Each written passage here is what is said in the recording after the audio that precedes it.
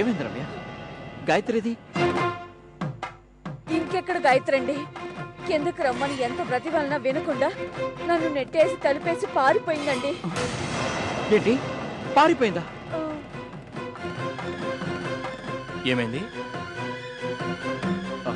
అది పారిపోయిందా? అదేంటి, మీ చెల్లికి పెళ్లి ఇష్టం లేదా? నువ్వేం చెప్తే మీ చెల్లి అదే చేస్తుందన్నావుగా. అంటే మీ చెల్లికి ఇష్టం లేని పెళ్లి చేసి ఈ కాంట్రాక్ట్ కొట్టేయాలని చూస్తున్నావు అనమాట. అది కాదు కిరీటి గారు, మా చెల్లెలు ఒప్పుకుంది, ఐ ప్రామిస్. కానీ ఇప్పుడు ఇదిగో కిరీటి గారు, మీరేం కంగారు పడకండి. మా చెల్లెలు ఎక్కడున్నా నేను తీసుకొస్తాను, మీ తమ్ముడికి ఇచ్చి పెళ్లి చేస్తాను.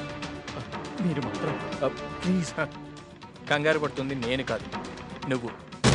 చూడు దీపక్, నీ చెల్లెలకి ఇష్టం లేని పెళ్లి చేయడం కరెక్ట్ కాదు. ముందు నువ్వు కూల్గా ఉండు. ఇకపై మీ చెల్లెల్ని వెతికే ప్రయత్నం కూడా మానుకో. కిరీటి గారు, మా చెల్లెల్ని నేను ఒప్పించానండి. మీరు అనుకుంటున్నట్టుగా నేనేం బలవంతంగా ఈ పెళ్లి చేయడం లేదు. చూడండి, మీరు మాత్రం ఆ కాంట్రాక్ట్ నాకు కాదని వేరే వాళ్ళకి ఇవ్వకండి ప్లీజ్.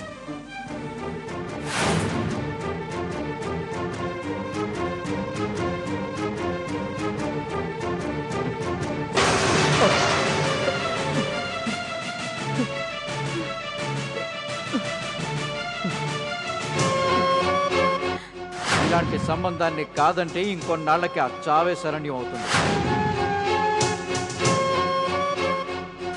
కాళ్ళు చేతులు కట్టి పడేసైనా నిన్ను నేను పందిర్లో కూర్చోపెట్టడం ఖాయం, గుర్తుంచుకో.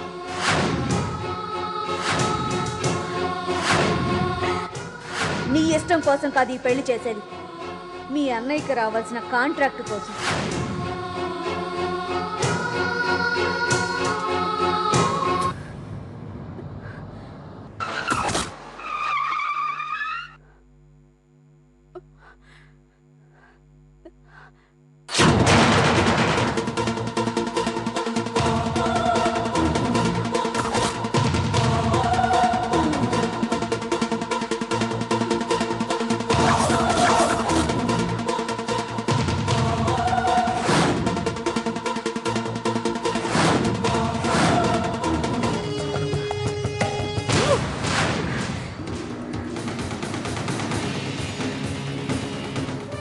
ఈ కోపం చల్లారిందా?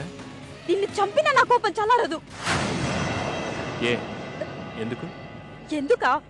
అసలు నువ్వు ఓ మనిషివేనా? నిన్ను చూసి ఎంతో గొప్ప వ్యక్తిత్వం ఉన్నవాడు అనుకున్నాను. నన్ను ఓ పిచ్చోడితో ముడిపెట్టాలని ఎలా అనిపించిందిరా? నాలాంటి వాళ్ళతో ఎందుకురా వ్యాపారం చేయడం? వెళ్ళి నీ చెల్లితోనో తల్లితోనో చేయరా?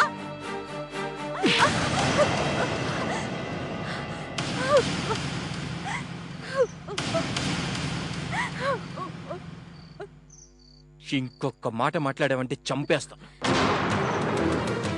వదలరా, వదలు, వదలరా, వదలు.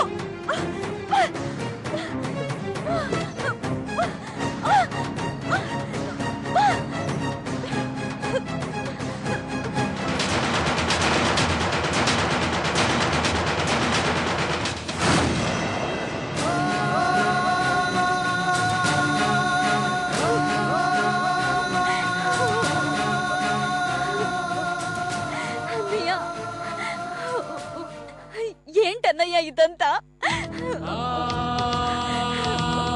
అన్నయ్య, అసలు ఏం జరిగిందన్నయ్య? చెప్పన్నయ్య, మాట్లాడన్నయ్య. ఏమైందన్నయ్య? గాయత్రి, అన్నయ్య, జరిగిన దారుణాన్ని చెప్పుకునే స్థితిలో లేడు మీ అన్నయ్య.